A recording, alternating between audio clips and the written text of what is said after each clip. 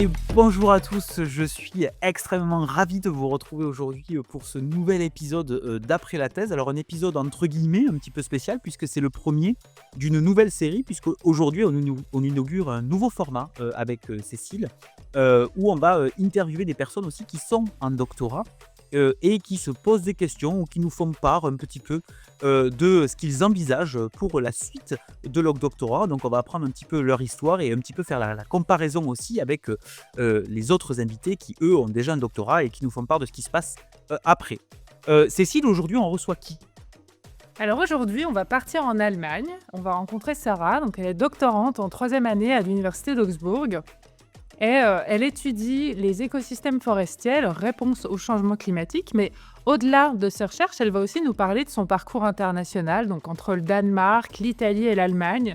Et puis aussi de son expérience de doctorat, donc entre apprentissage et professionnalisation. Et puis on va aussi évoquer les différences entre les doctorats en France et en Allemagne, les opportunités après la thèse, et puis la difficulté aussi de trouver un poste en recherche. Donc Sarah nous partagera aussi ses réflexions sur la suite de sa carrière et les compétences clés qu'elle a développées. Et puis enfin, elle nous livrera quelques conseils pour toutes celles et ceux qui hésitent à se lancer dans un doctorat.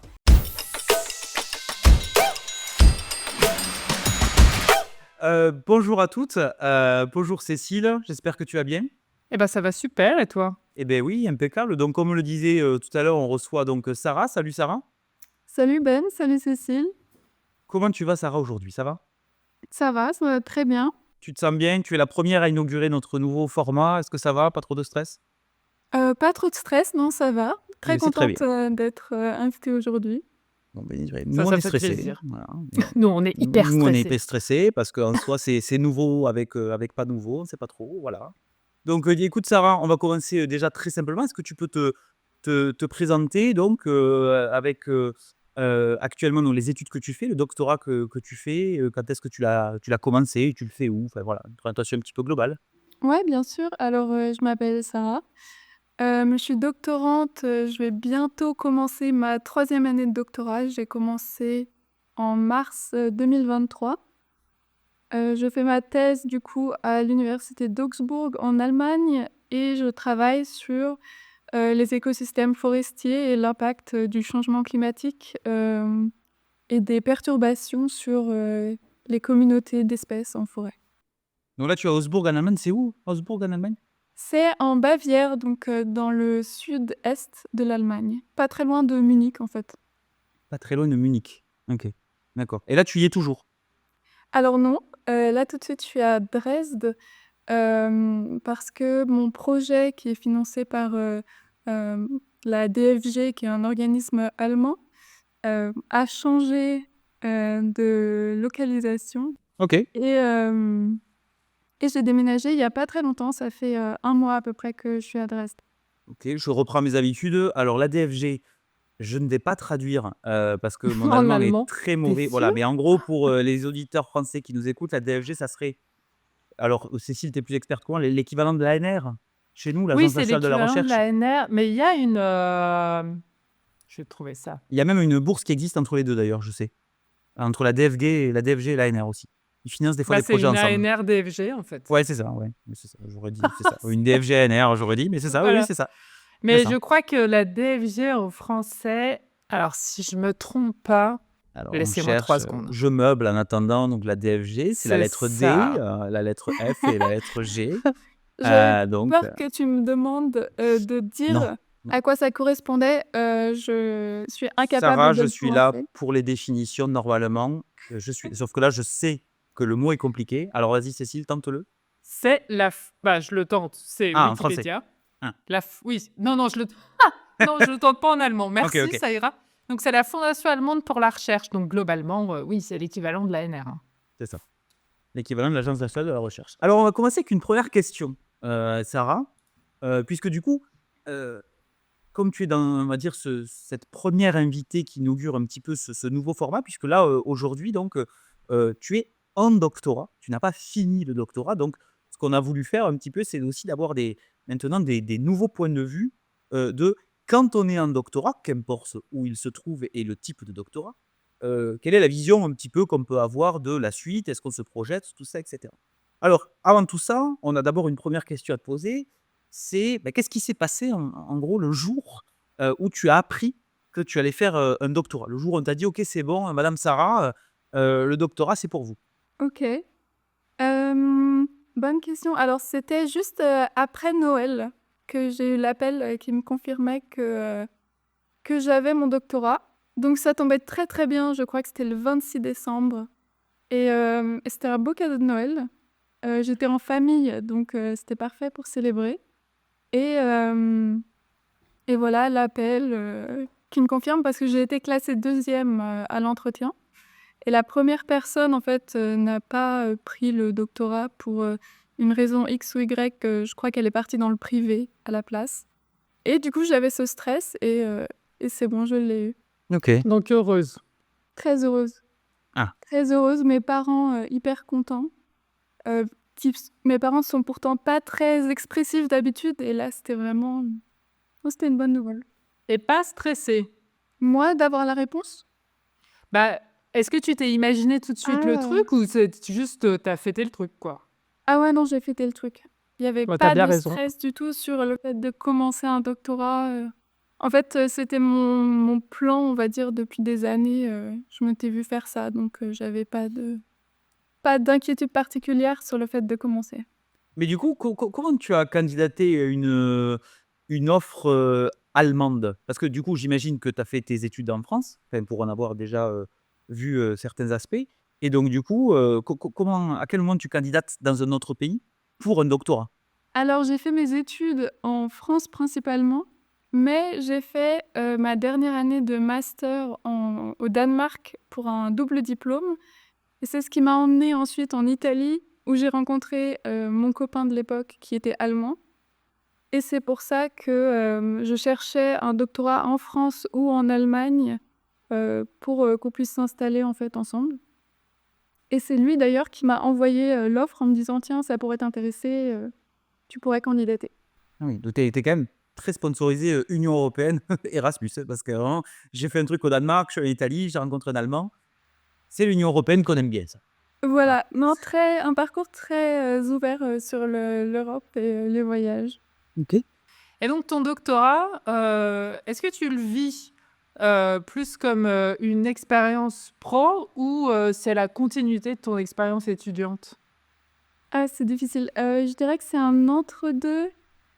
Au début, je me voyais plus étudiante et maintenant j'ai tendance à me voir plus comme, une expérience, voilà, c'est une expérience pro.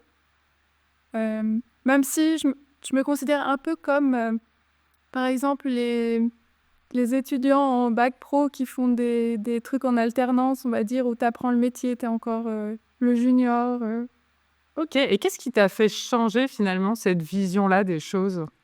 Je sais pas ce qui m'a fait changer, je sais pas si c'est le fait de me sentir plus à l'aise, en fait, peut-être avec ce que je fais, d'avoir plus, confiance en moi aussi, en mes capacités, je pense qu'il y a de ça. J'aime bien la comparaison avec le bac pro. C'est la première fois que je l'entends et en fait, c'est enfin ou les alternances plutôt, pas le bac pro, j'ai dit une bêtise. Bah, Avec c'est un peu, l'alternance, ouais. oui, en soi, on apprend, en fait, à faire un métier donc Oui, c'est vrai que ça ressemble beaucoup, puis tu mets quand même pendant le doctorat, tu mets les mains dans le cambouis, quoi. C'est pas juste, s'asseoir et écouter, quoi, c'est sûr.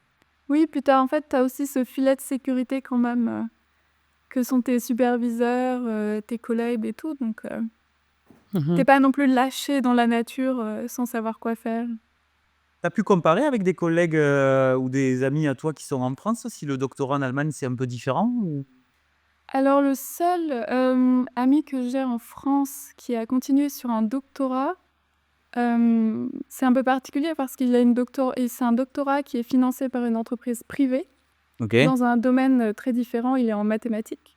Donc j'avoue, j'ai pas vraiment de comparaison, avec la France et en Allemagne, j'ai plus des comparaisons avec, des gens qui sont aussi en sciences de l'informatique et et là, c'est aussi une question de financement qui sont quand même très différents et du coup, il y a une ambiance qui est autre, on va dire. À la source de financement, tu te fais C'est voir une ambiance différente selon qui paye? Je trouve oui, parce OK. que, Avec la DFG, ça me donne une liberté certaine, on va dire, dans le sens où j'ai pas besoin de donner des enseignements, par exemple, et je suis vraiment sur un seul projet, alors que des amis qui se sont payés, on va dire, avec l'université d'Augsbourg directement, ont des enseignements à faire et vont être, on va dire, transférés d'un projet à l'autre parfois. Tiens, il y a besoin d'aide sur ce projet, va aider sur celui-là. Et du coup, ça a quelque chose de beaucoup plus chaotique, je trouve, pour eux, et de beaucoup plus compliqué pour garder une ligne directrice sur leur doctorat. Mais tu faisais quoi, Ben? Quand tu faisais ton doctorat en Allemagne, tu avais un contrat du genre aussi? Moi, j'étais avec la DFG aussi, avec la Hmm. DFG.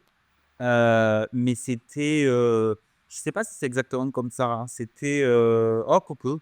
Si, c'était mon directeur de thèse qui avait une DFG et qui m'a pris en doctorat. La subtilité, je crois, c'est que j'étais, encore une fois, je sais pas si ça a changé ou si j'étais pas dans le même land que Sarah. Donc, je sais qu'entre les lands en Allemagne, ça se passe pas pareil forcément.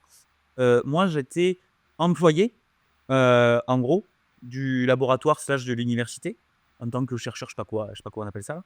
Et en gros, le fait de faire un doctorat, on avait une phrase avec mon directeur, c'était, en gros, c'était mon hobby. Bah, en soi, c'était la même chose, hein. Mais sur le truc, c'était mon hobby, c'était le side project que je faisais. Mais en soi, les deux se mêlent et j'ai vu que du feu. Et sur le papier, j'étais pas embauché pour faire un doctorat. Il fallait chaque année que je refasse une application à l'université de Bonn, dans mon cas, pour dire que je suis dans mes 3 années de doctorat. Et donc, à la fin, j'amenais des documents, machin et tout, en disant voilà, j'ai fait ce truc-là, je présente un doctorat. Donc, c'est à mi-chemin entre employé et étudiant en soi. Ouais, j'ai vu passer ce genre d'offre, en fait, où dans l'offre, on te dit vous serez employé à 65% pour faire ces tâches-là, et bonus, si vous faites un doctorat, c'est Voilà, bah, possible. c'était ça. Voilà, je me rappelle pas de mon pourcentage, mais Mm. c'était un truc comme ça aussi. Ah ouais. Oui, 65%, j'ai dit ça parce que Ah, ok. c'est bien, et aussi parce que c'est un peu le tarif de base, on va dire, pour la DFG, c'est le plus C'est ça. courant. En mode. Ça me fait penser à une autre question, vite fait, là. Quand de faire un doctorat à l'étranger, donc dans un pays, est-ce que tu parlais allemand? Non, pas du tout. Est-ce que tu Voilà. parles allemand maintenant? Un peu plus. J'apprends, ouais, je parle je suis un peu plus à l'aise qu'avant, on va dire. Bah, forcément, j'ai commencé avec rien, tu me diras, mais je commence à être à l'aise. Mais est-ce que ça t'a posé problème pour comprendre tout ce qui est administratif, etc.? Est-ce que tu as trouvé que c'était euh, compliqué aussi de ce point de vue-là? C'était dur. C'était dur pour compléter donc tout le dossier administratif pour mon contrat à Augsbourg. Heureusement, à l'époque, j'avais mon copain allemand, justement, qui m'a quand même bien aidée. Et ça aurait été une véritable prise de tête sans lui. Et là, je refais tout à nouveau, du coup, pour Dresde. Eh. Cette fois-ci, en m'y connaissant un peu mieux, mais du coup, sans mon copain allemand que je n'ai plus. Donc maintenant, ça va. Je commence à me démerder avec la bureaucratie en Allemagne. Et ouais, ça, c'est conseil, avoir quelqu'un germanophone, à la limite, pas forcément allemand. C'est Et encore que, utile. je crois que même germanophone, pas allemand, c'est compliqué bon, après, germanophone, pas allemand, normalement, la personne a eu une expérience en Allemagne, en général. Mais c'est vrai que c'est compliqué, mine de rien, l'administration. Peut-être aussi compliqué que la nôtre, mais comme en plus, c'est dans une langue qu'on ne parle pas. Mais même les Allemands le disent, hein, que leur administration est compliquée et qu'eux-mêmes galèrent. Donc, pour un Français ou tout autre étranger, c'est un parcours du combattant. Ah ouais, moi je me suis vraiment rendu compte de ça aussi en Allemagne et je trouvais que c'était plus simple, par exemple aux États-Unis, ou rien que l'administration, le nombre de papiers est énorme en Allemagne, je trouve. Mais bon, après ça se peut que ce soit énorme aussi dans d'autres pays dans lesquels j'ai pas travaillé, hein. Ça dépend des Länder, du coup, d'après mon expérience. La Bavière, c'était beaucoup. Hmm. La Bavière, c'était long et fastidieux de préparer le dossier. Ouais. Les Länder, hein, pour situer, c'est ce que j'appelais les Landes tout à l'heure. Donc, c'est les régions, en gros, qu'il y a en Allemagne, qui sont, pour comparer donc avec ce qu'on a en France, qui sont un peu plus autonomes que chez nous, qui ont plus de diversité de fonctionnement. Où nous, les régions, même s'il y a des régions différentes, elles fonctionnent plus ou moins de concert et de la même façon. C'est vrai qu'en Allemagne, un doctorat dans ta région ou dans ton langue, du coup, ne sera pas le même que celui qui va le faire à Berlin, que celui ou celle qui le fera à Cologne, par exemple. Donc, il n'y a pas de recette uniforme tout en Allemagne. Elles sont uniformes entre les régions, mais elles ne le sont pas forcément entre les régions allemandes. Et du coup, alors, moi, j'avais une question, du coup, puisque on est dans quand même un podcast qui s'appelle Après la thèse, évidemment. Et ce qui nous intéresse aussi pour poser des questions à des gens qui n'ont pas encore terminé le doctorat, mais qui vont, bien entendu, le terminer avec succès, c'est de savoir un petit peu, ben, là, aujourd'hui, peut-être même dès le jour 1, hein, je ne sais pas, qu'est-ce que tu auras envie de faire après ce doctorat? Alors, quand j'ai commencé, pour moi, c'était très, très clair. C'était, postdoc, recherche, et ensuite, au fur et à mesure, en parlant aussi, on en a beaucoup parlé avec ma directrice, pas vraiment directrice, comment on dit? Superviseure. On en a beaucoup parlé avec ma superviseure, de ce que je comptais faire après, ce genre de choses. Et ça a un peu évolué, on va dire, parce que je me rends compte que, ça va peut-être être plus compliqué que prévu, heu, de continuer, dans le secteur académique, en fait, je me suis posé beaucoup plus de questions, du coup, dans les dernières années, sur, peut-être un plan B ou un plan C. Et je pense que si jamais, on va dire, je finissais pour une raison, inconnue, hem, par, «abandonner» entre guillemets, le côté, académique, je pense que travailler dans une ONG, ça pourrait me plaire, ou, disons que je ferme pas de porte, j'aime bien l'idée de voir, en fait, ce qui se présente à moi en termes d'opportunités, de Ok. Ça reste quand même des plans B. C'est-à-dire qu'il y a quand même le plan A ouais. académique toujours. Le plan A académique est Ok. toujours là, Les c'est sûr. premières candidatures seront des candidatures entre guillemets postdoctorales, quoi. Oui, c'est certain. Ok. Là, je finis dans 1 an, donc j'ai encore un tout petit peu de temps pour, pour, changer d'idée, mais, pour l'instant, c'est comme ça. Tu disais que tu étais persuadée de continuer dans l'académique au début de ta thèse, que c'était ta volonté, et puis que finalement, c'était devenu plus flexible avec le temps et que c'était dû en partie aux discussions que tu as eues avec ta superviseure, d'autres personnes, etc. Donc, qu'est-ce qui a fait que ça a changé tes perspectives? Quelles sont les connaissances que tu as acquises qui ont fait que tu as changé ton idée sur ton futur? Alors ça a été, on va dire, une série de rencontres. Ma superviseure était la première, du coup. Hem, de me rendre compte à quel point, en fait, c'est compliqué de trouver un poste permanent en recherche. De me rendre compte que, en attendant d'avoir un poste, permanent, c'était, le stress, de devoir chercher à chaque fois des fonds pour un nouveau projet, ou de devoir déménager aussi, régulièrement. Donc il y a eu ces discussions-là avec ma superviseure. Il y a eu, un workshop que j'avais fait en Allemagne, où on avait aussi beaucoup parlé de futur, de plans pour après la thèse, où, la plupart des keynote speakers, des invités, nous ont aussi dit que ce serait très compliqué, en fait, que c'était bouché, ensuite. Et les gens que j'ai pu côtoyer à Augsbourg de manière générale, c'est un peu le même écho de la part de toutes les sources, en fait, que c'est compliqué, que c'est un combat, perpétuel pour, en gros, au moins, on va dire 10 ans avant d'avoir un poste permanent après la fin du doctorat. Oui, maintenant tu vois 10 ans, quoi. Est-ce que tu te sentirais de le faire parce que tu dis poste permanent, mais quand tu dis poste permanent, tu penses poste permanent France ou poste permanent tout court? Poste permanent, je me verrais potentiellement en France, mais potentiellement aussi à l'étranger, après, en Europe.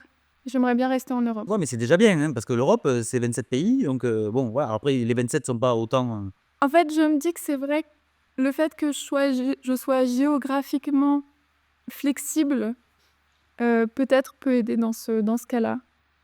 J'ai une autre question qui me vient.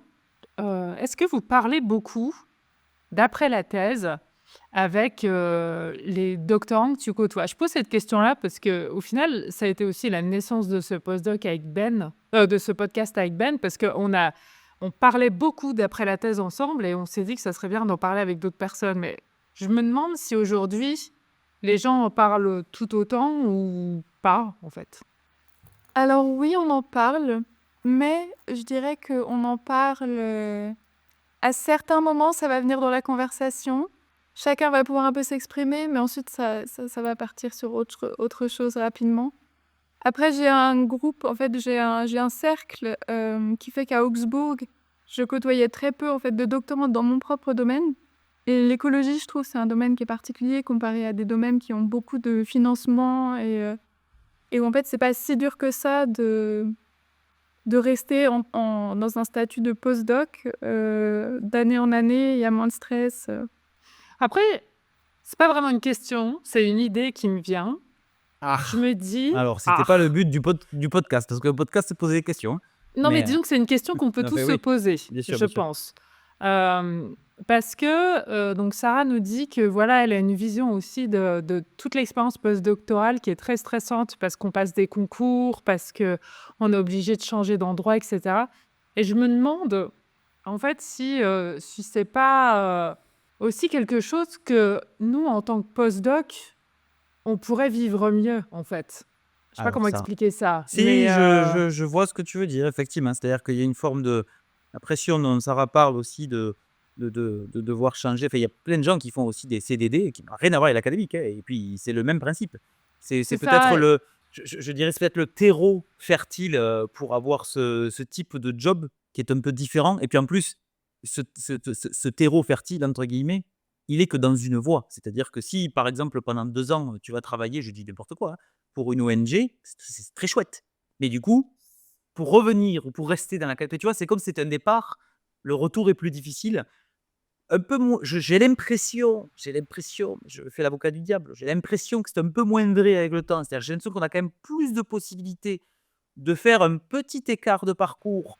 Enfin, Mm. j'appelle pas ça un écart, hein, c'est ce que on aurait tendance à dire comme un écart de parcours. C'est-à-dire pas dans l'académique, pas dans un an ou deux, et de toujours être compétitif dans l'académique après, parce que ça nous fait l'expérience. J'ai l'impression que, par exemple, l'institution comme le CNRS a l'air de s'ouvrir un peu plus Mm. à ce type de profil-là, qui est un profil qui est, j'ai pas honte de le dire, qui est assez américanisé, hein, parce que les Américains, par exemple, font souvent ces choses-là. Alors, excusez-moi, je dis américain, je parle nord-américain, donc j'englobe aussi le Canada. Donc, les Nord-Américains font quand même assez souvent ça. Peut-être les Britanniques aussi, je le sais moins. Mais c'est vrai que, voilà, c'est peut-être que, mais bon, pareil, c'est peut-être une micro-porte d'ouverture. Moi, j'ai fait un écart, hein, et puis j'ai fait un écart qui n'a rien à voir avec, avec ma recherche, et pourtant, je suis toujours là, hein. Donc voilà, j'ai l'impression que c'est un peu plus ouvert. Voilà, on nous dit que ça peut se valoriser, des choses comme ça. Voilà, mais après, ça reste, je pense, comme le disait Sarah, en tout cas, si on veut rester dans l'académique, ça reste considéré dans notre état d'esprit comme un plan B, et pas comme une alternative. Voilà, Ouais, mais j'ai l'impression que c'est générationnel parce que nous, en aussi. fait, bon, c'est pas qu'on est vieux, mais Ah, bon, on est j'ai plus mis de la proche crème de hydratante 40 sur ans mes que de mains 20 avant ans, le quoi. podcast. Donc, à partir de là, C'est pas qu'on est vieux, mais c'est qu'on a cet exemple de nos parents qui ont fait des études, qui ont eu un travail et puis qui l'ont gardé, en général, hein. C'est pas toute la totalité des parents, oui. mais c'était un peu le profil qu'on avait en tête quand on était plus jeune. Et donc le fait de devoir faire plein de post-doc, de devoir bouger, pour nous, ça crée une instabilité parce que de base, on s'attendait pas en fait à faire ça. Et je me demande si ta génération, Sarah, de doctorants d'aujourd'hui, voit pas les choses différemment aussi. Alors, ça va être dur de parler pour tout le monde. J'avoue, j'ai cette expérience où plutôt mes parents, déjà, ont fait très peu d'études et en fait, se sont trouvés un travail et sont toujours restés dans la même boîte, on va dire. Donc, j'avoue que j'avais ce modèle, un peu le modèle que tu décrivais. Je pense que ça devient de plus en plus commun d'avoir des parents qui ont énormément bougé, qui ont fait beaucoup de choses différentes. Ce n'est pas mon cas. Mais ça me faisait pas peur. Après, moi, j'ai toujours voulu bouger. Le souci, c'est que là, justement, comme je disais, j'avais bougé au Danemark, puis ensuite en Italie. À Augsbourg, quand je suis arrivée, ça a été très très dur au départ, les premiers mois. Et ça m'a fait me poser des questions sur à quel point j'aurais l'énergie, en fait, de bouger encore et encore. Ouais, mais c'est ça, hein. Moi, j'ai eu la même question aussi, hein, pendant mes post-docs. J'étais super motivée au début, j'ai pas mal bougé et tout. Au bout d'un moment, j'en avais marre. Oui, ça, c'est la mobilité. Je pense que c'est une des clés entre guillemets, de réussite, si je puis dire. En tout cas, une des clés personnelles qui peut favoriser cette réussite. Je ne pense pas que ce soit le cas non plus pour peut-être tous les types de doctorats, comme Sarah le disait tout Mm. à l'heure, hein. Il y a des doctorats qui sont peut-être plus à même de travailler dans le privé parce qu'il y a des ponts de base, parce qu'il y a plus de financement dans leur thématique de recherche aussi. Voilà, on avait déjà reçu des gens qui avaient travaillé, par exemple, avec le nucléaire, des choses comme ça. On s'est dit, bon, ben voilà, il y a peut-être d'autres débouchés qui sont dans le privé, où il y a plus de financement qui sont faits dans ces thématiques de recherche-là. Donc, c'est peut-être moins une pression aussi de faire postdoc sur postdoc, comme le disait Sarah tout à l'heure. Et donc, effectivement, ça peut aussi dépendre des thématiques. C'est vrai que tous les trois, même si on ne fait pas la même chose, on a quand même des thématiques qui sont assez proches, hein. En tout cas, voilà, si on le décrit à deux personnes, à des personnes qui n'y connaissent pas forcément grand-chose, qui ne sont pas spécialistes, se diront qu'on fait la même chose, alors que bien sûr qu'on fait des trucs qui sont assez différents. Mais voilà, on est quand même dans cette thématique d'écologie du passé aussi. Donc voilà, du coup, moi j'avais une question un peu pour terminer cet épisode-là. Ça serait, bien que le fait que le plan A soit l'académique, que tu regardes aussi des plans B, C, comme tu le disais tout à l'heure. euh, Au vu de l'état actuel où tu as ton doctorat, c'est pas ton premier jour, qu'est-ce que tu penses que le doctorat pourrait t'apporter après la thèse? Alors, si c'est dans l'académique, ben, une nécessité d'obligation, hein, puisque tu es obligé d'avoir un doctorat pour faire un post-doctorat. Mais si ça ne l'est pas, si c'est autre chose, qu'est-ce que ça peut t'apporter? Comment tu le vois, cette expérience? Comment tu vois cette expérience sur le plan professionnel, j'ai envie de dire, hors académique? Ah ben, on fait des questions de plus en plus compliquées, hein. Non, mais à un Ah moment oui, donné, hein. attention, on Là, a de c'est la une bouteille, hein. question. Ah non, mais. T'as gardé la plus dure pour la fin, je pense. Eh oui. Ah, de la surqualification, peut-être. Ah, de la surqualification, carrément.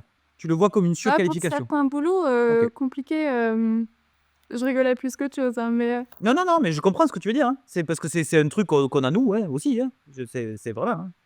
en fait, ça dépend du plan B ou C toujours, hein. Après, forcément, ça apporte des connaissances, ça apporte des capacités d'analyse, j'ai envie de dire, ça apporte, par exemple, dans le milieu associatif, d'après mon expérience en Italie, on se reposait aussi vachement sur des demandes en fait de financement pour pouvoir survivre nous-mêmes avec et faire vivre l'asso. Et mine de rien, je pense que ça peut aider pour écrire ces demandes de financement, Ah ouais. écrire des life projects, pour avoir des fonds européens qui sont quand même des gros projets, on va dire, pour des assos, ce genre de choses. Tout à fait. Enfin, moi, je partage ce que tu dis, mais on n'est pas de la même génération, donc je trouve que c'est Cécile. Ouais, oui, complètement. Ouais. Mais je me demande, est-ce qu'il y a des activités que tu aimerais aussi avoir pendant ton doctorat que tu n'as pas eu ou que tu n'as pas encore eu, que tu aimerais avoir pour justement développer d'autres compétences? Alors, l'une des choses que j'aurais aimé avoir, et je sais que c'est pas le cas de tout le monde, mais dans mon cas, ça m'intéressait, en fait, c'était d'enseigner. Ça aurait été un truc qui m'aurait plu. Après, c'est vrai que là, j'en suis à ma fin de deuxième année, j'ai l'impression d'être un peu en retard par rapport au planning de mon doctorat. Donc au final, c'est peut-être mieux que j'ai pas eu tant que cette distraction avec des enseignements.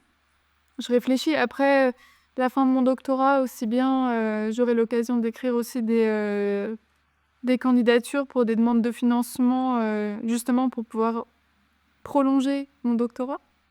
Donc ça, je ne doute pas que j'aurai l'occasion de le faire. Donc l'écriture de projet, ça t'aurait intéressé aussi, d'apprendre à écrire un projet. Oui, parce que je pense que c'est un des skills, on va dire, pour la survie post-doctorat, qui est peut-être un des plus importants. Donc, Complètement.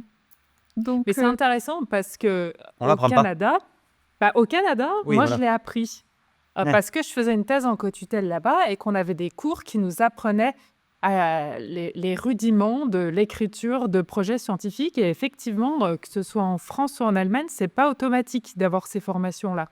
Alors que je suis d'accord avec Sarah que c'est vraiment très important et que c'est un peu le nerf de la guerre pour après, quoi. Je suis tout à fait d'accord, hein, je suis tout à fait d'accord. C'est pas forcément que dans l'académique, hein, d'ailleurs, hein, parce que comme Sarah l'a très bien Oui. dit, elle travaille pour une ONG, il y a beaucoup de taf, en ONG, c'est écrire des projets pour récupérer des fonds pour faire des missions, quoi.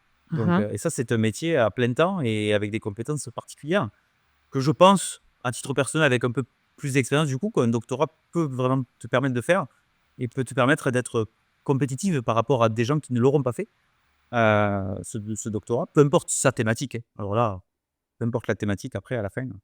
Mais c'est vrai que ça peut être un point intéressant. Du coup, j'aurais envie de terminer un petit peu sur, est-ce que voilà, tu es en fin de 2e année, début de 3e année, donc tu fais un doctorat qui est en 3 ans, c'est ça? Oui, j'ai Voilà, exactement 3 ans, exactement normalement pour 3 ans, donc terminer. c'est ça. Est-ce que voilà, il y a quelqu'un qui nous écoute, il ou elle est en master, la personne est en master, OK?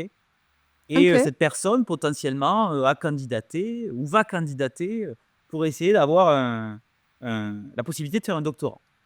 Qu'est-ce que tu as envie de dire à cette personne? Idéalement qui parle français, parce Accroche-toi, que si la personne, ne bon parle pas courage, français voilà, tu vas y arriver. OK, accroche-toi, tu vas y arriver, très bien. OK. Non mais Ne c'est baisse bien, pas c'est les bras. intéressant.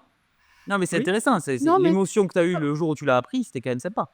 je pense que c'est, un doctorat, c'est un beau projet. Je pense que ça demande, c'est vrai, de la motivation et beaucoup de dédication. De Ça se dit dédication? Oui, oui.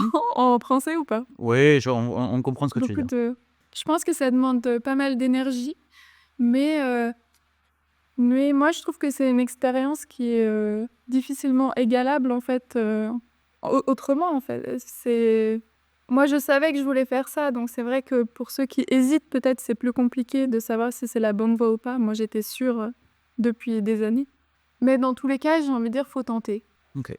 C'est bien? Ce sera mon mot de la fin, faut Oh là tenter. là, il connaît le truc, c'est son mot de T'as la vu fin. ça? Ouais, ouais, c'est incroyable. Alors là, merci Sarah Avec plaisir. pour ce moment, d'échange et puis ce 1er, format entre guillemets, avec quelqu'un qui est en doctorat. Cécile, tout s'est bien passé? Tout s'est super bien passé. Merci beaucoup, Sarah, de ta confiance Et bah, et merci à vous merci. aussi du coup. Et beh voilà, Bah, de impeccable. rien. On Écoute, vous ça dit, nous a fait au mois prochain. Ça nous a fait plaisir. plaisir. Tout à fait. Oui, à très bientôt. Allez, à plus Cécile. À plus.